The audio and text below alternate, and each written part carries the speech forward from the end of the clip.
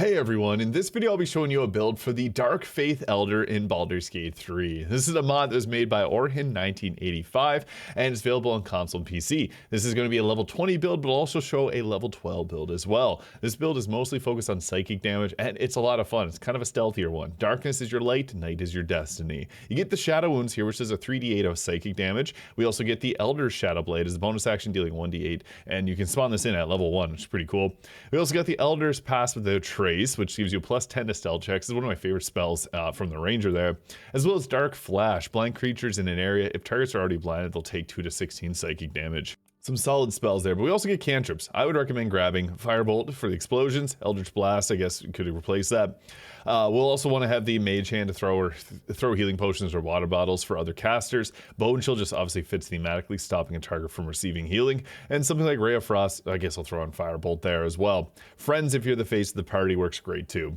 And even something like Booming Blade could work here, but for the Elder spells, we're going to want to have Shield is very essential. Magic Missile, Find Familiar for the Raven, Command, a great spell. Armor of Agathis, and then potentially Thunderwave, Hex, or Hellish Rebuke. I'm going to go with the Thunderwave there, and even Longstrider is good. Now for our ability scores, this is a wisdom-based class, so we're going to want to have a stat spread of 16 Dex, 16 Wisdom, and 14 Constitution. You can swap these stats around if you prefer having a higher health amount. And our skill proficiencies will be in Acrobatics, Perception, and Persuasion. Level 2 gives us some fun abilities here. We got our Primordial Power unlock, giving us extra effects on our spells, and we can use Elder Power to roll maximum damage with the Ancestral Power Source. We also get a few other spells here. I'd recommend, we don't really need too much from level 1 here, but we can grab something like Sanctuary and even Chromatic Orb. For the meta magics, Distance Spell, increasing our spell's range, and Twin Spell is great, although Extended Spell is good because it can sometimes double up equipment that we're using. Level 3 gives us Elder Stance, allowing you to switch between a pure spell or a War Mage. We also then get to take another choice in spells, with level 2 being available now, with Hold Person and Scorching Ray being our top picks. We got Meta Magic for Quicken Spell here, and an Elder Fighting Style, which I'd recommend grabbing the defense for a +1 armor class. You could go with the other ones though if they grab your fancy. We'll then prepare the following spells there and continue onward. Scorching Ray is going to be a big damage option for us for most of this. As we continue to unlock more spells, we will get other options here. But once we get to level 4, this lets us take some spiritual weapons and Misty Step here for teleportation. The Maul is really useful. Now, Elder Boost, Sculpt Spells, amazing, being able to prevent hurting our teammates, and second bonus action. The reason this is so good is that we got a Quicken Spell to be able to use 2 bonus action spells. Becomes kind of strong. Now, for the feat that I'd recommend at level 4, Alert is always going to be good, or an ability score improvement on your Wisdom stat, or even Dexterity. Now, level 5 gives us more spells here. We got Shadow Pull, which pulls one creature or object towards us, and Shadow Fury, doing a 66 psychic damage, firing beams of darkness at 3 targets, inflicting 2 to 12 psychic damage, and creating a darkness cloud, which is great. We also get Elder Power cantrips here. This is, I guess, for our next spell, friends, we'll actually take Booming Blade there. Sometimes it can be okay. We're then going to take Counterspell here, great spell to have, and Lightning Bolt, great choices. Actually, there's another better one, Spirit Guardians. Elder Magical Infusion. I'd recommend the double cast here, letting you do a cantrip bonus action for free there, or Cast and Strike if you prefer to melee options. Melee actually kind of fits here because we do have a special Shadow Blade. Level 6 gives us our Umbral form, so you wrap yourself in darkness. In this form, we're resistant to non-magical damage, and you can summon your Dark Friend for 1 Elder Power. Great. We also then will take Fireball and Lightning Bolt there, and we're going to prepare and make sure that we have Counterspell available and Lightning Bolt. I slightly prefer Lightning Bolt over Fireball. Level 7 gives us our Shadow Raven companion here, which can blind enemies and also pull in more ravens, and it'll drop down darkness when it flies, similar to the Beastmaster Ranger. This is great because it lets you just like fly them in a small zone. It's kind of crazy. Yeah, very good. Most underrated thing I think in Baldur's Gate 3. We also get the Slayer of the Weak. You gain advantage on attack rolls during 10 turns, and enemies will become vulnerable to psychic damage. Resonant Stone will also do that, so you got options. We'll also take Ice Storm here, and we'll also grab Conjure Woodland Being.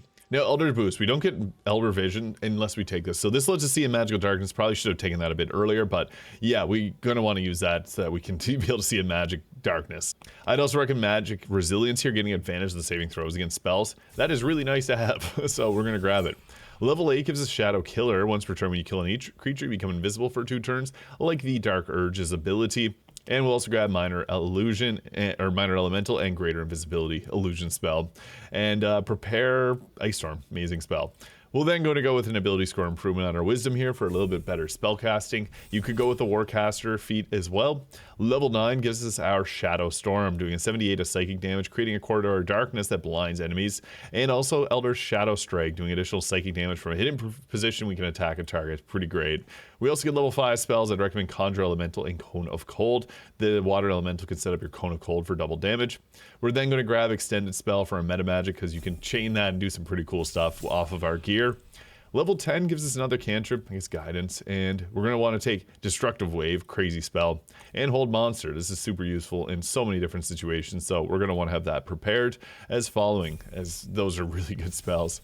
Level 11, Thrifty Sorcerer. We can use one Elder Power to fuel a spell. We also get Dark Hole. You create a dimensional hole of darkness that blinds nearby creatures. Each turn, a Shadow Wrath emerges from the hole, and during its turn, attacks enemy before it'll disappear. Really sweet. Now at level 11, we also get Void Zone. Create an area of absolute void in which you and your allies are invincible and no one can touch you directly. If another creature attempts to enter it, it'll get silenced and blinded. Pretty useful as well. Some really cool spells in this one. Basically like a global from vulnerability. I'd recommend grabbing Chain Lightning and Odaluk's Freezing Sphere here. Now for our Elder boost.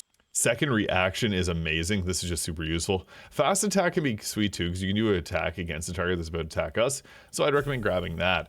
Now, we are really strong in combat, but having any other tricks up our sleeves is nice. But Ignition of the Mind. When you land a critical hit, the target receives Psychic Blaze, which deals 2 to 12 psychic damage at the start of his turn for 5 turns. A little damage over time. We love it. I'll also grab Planar Ally, and I guess Global Vulnerability, and we're going to go with an ability score improvement on our Wisdom. If you're ending off here at level 12, Moderately Armored will give you medium armor proficiency, which could be nice. A little strong at that. We're always going to be strong with this one, but level 13 gives us Black Fire, 78 of psychic damage, igniting the area with Eternal Black Fire. Can't wait to show you guys that one. We also then can take whatever spells you want because we got everything we need, so don't worry about those. You're just going to grab whatever. You can take things as you want, but I'm just going to click through them. I also like the wise spells here, so when we cast a spell, we add psychic damage equal to our wisdom modifier, extra 5 damage, we'll take it. Level 15 gives us Hidden Power, which will deal additional 1d4 psychic damage and boost to our psychic spell save DC. And we get Black Mirror, not the TV show, but a spell. Create a dark twin that emerges from your body and fights along your side. It can use Shadow Blade to strike enemies. Pretty cool. And can't wait to show this one. This is a very fun class to get into combat with. For level 16 feat, at this point, it's good to take Tough for additional 2 hit points per level. It's going to be 40 extra health. Health is a resource. You want to use it. Beneficial Death here at level 17. You can, if you take out a target, exchange 1 Elder Power for 8 sorcery points.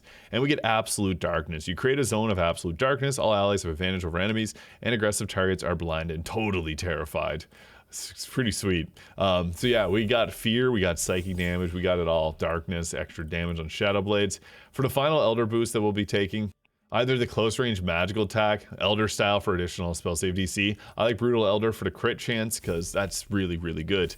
A lot better than a spell save DC boost. Chromatic Knowledge here, you can choose one of the spells of other subclasses, which is great. So we can go ahead here and take something like Mind Blast or Gravitron or Breath of Life. Elder's Chain Lightning, Sleet Storm, Hall of Fire, Infestation, like all these different spells from the different subclasses. We're going to go with Mind Blast. It fits thematically, and it's just the best one in my opinion here. So we'll prepare the following, and we got a lot of spells that we don't really need here. That's, yeah, we'll just grab the following there. Level 20 ends off with Dark Mantle. You envelop yourself in darkness, granting yourself increased power for 5 turns, action, bonus action cost. And you can throw out Moderately Armored for additional armor on this, or Lucky Feet, so your choice. Now I'm using the Ataraxia dress here. Now, I'm not going to go over equipment just because there are so many options that we have in combat. We don't really need to focus on actual gear to power this up, but I do have other Elder builds if you want to see some gear that works well for this. Just there's nothing really that we need. Don't forget to summon in your Raven because they are really good at being able to set up darkness for us because they go to fly. If you use that fly ability here, it sets up a huge patch of darkness. And one thing, you can get this from a Beastmaster Ranger. They actually can fly multiple times per turn because it uses movement speed. So you can be really cheesy with this. And you can activate the Dark Mantle there, getting advantage on a target that you attack. They'll have disadvantage on attacking you, and all of our attacks will be critical hits, and we'll be creating darkness pockets when we move. We also got our Shadow Clone here, so they can attack. They also have their Shadow Strike and the Shadow Blade there. I'm not even going to end up using the Shadow Blade because we're such a powerful caster, but you could use that Elder Shadow Blade if you wanted to, and all the way up cast if you'd like. One of the great things about this is we leave behind darkness everywhere we go. So we got basically a win condition just by moving. Yeah, it's crazy because you can just blind everybody without even having to do any of your attacks. But we also have a lot of attacks, so that is amazing. Now, I'm going to show off some of the unique ones here. Like we got the Shadow Storm here, which is kind of like a lightning bolt style attack. Can hit a lot of targets. I'm actually going to move over a little bit to be able to hit more with this. So yeah, constantly looking around to set up where you can.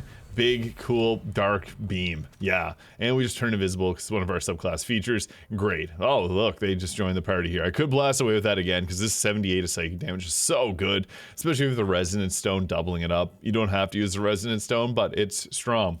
Mind Blast will actually go really crazy here, so that's an option. Destructive Wave is also really good, even though it's not like perfect thematics. It hits in a huge area of effect, which is really good. So yeah, that just ended up exploding everybody. Whoa, that's crazy. So yeah, use Destructive Wave. It is a lot better than some people may recognize. And we're going to use a Quicken spell. We got our Shadow Fury here, which we can upcast to deal a little extra damage. And then it also creates the Darkness Pockets there. So that's pretty absurd. We can't hit everyone with this, but we're going to go ahead. Oh yeah, we got crits on all those. Yeah, I forgot. We have auto crit too. So with our ultimate form, we basically don't have to worry about anything because we're always hitting because we're always critting. So yeah, that spell becomes nuts because it is a attack roll. So I'm going to just go all out on this because it's going to take them out and just show you the crazy damage. Alright, that damage roll was crazy. 32, 2, 42, 2, 42, and 24, 2, 18, 2, 12, 2, and then all the extra damage. Right.